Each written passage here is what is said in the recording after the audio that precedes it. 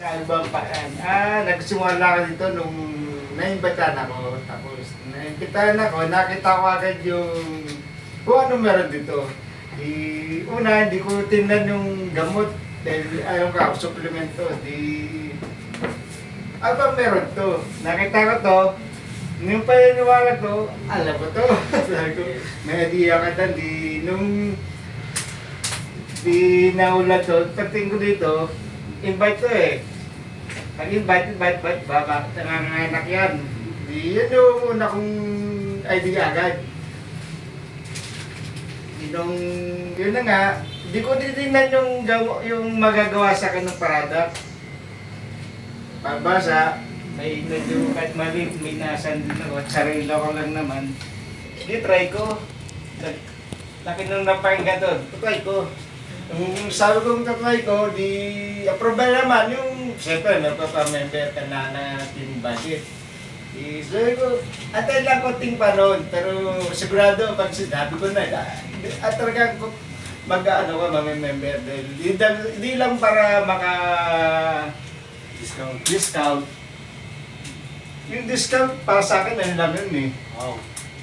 Pangalawa lang yun eh. Pero tagang point of view ko dun sa dito. Sa business. Yan, grabe. Dahil nga, naniwala ko sa, pwede kong magawa. Ba't ako tatahimik ka sa sasangsulok kung alam ko may magagawa pa ako. Yes. Para may silbi rin ako sa lipunan ba?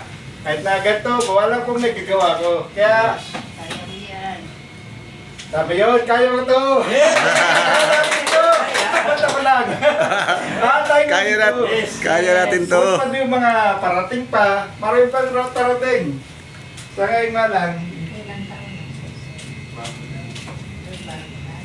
ayan, siguro 2 weeks pa lang, o 1 week. 2 weeks. 2 weeks na yun, pinasunod ko ng pinag-aralan ko yung product presentation. Siyempre, number 1, dapat malam natin magano product yung i-offer natin sa tao. Dapat alam natin kung ano sagot natin sa tanong nila. Yes. Kaya mga walang araw na sa bayan ko, ang galing ko dito, nakatenga lang dito. Di ginawa ko, tuwing umaga, nagalakad na, dalhin ko yung product na kasama dun sa pamember ko. Ginawa ko, inilako ko dun sa mga kalala ko na dadaanin ko. Kahit saan ako pupunta lugar, may kilala ko, katok! Pag hindi pagbukas, siyempre, bumuwan ko yung dala ko. Pagbuwan ko, kape! Kape yung kinuha ko eh, di kwento, buksan mo to. Tikman mo. Dati kasi, talagang pag napunta ko sa mga kakalala ko, hindi mawala ang kape, kaya coffee is life ko eh. Kaya yun ang napili ko agad. Okay. Para sa akin, madali kong push. Yun, tapos na ako sa kape. Pero may mga uli ko bili nga doon pa, di pa napupush. Dahil may bagong naitutulak ko sa mga kapwa ko ito. Dahil ang nakikita ko naman doon,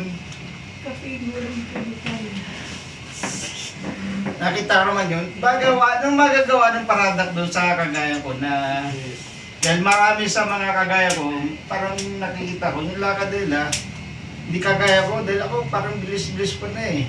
Sa paramdam ko sa nakita ko sila. Kaya sabi ko, eto kalaki nyo.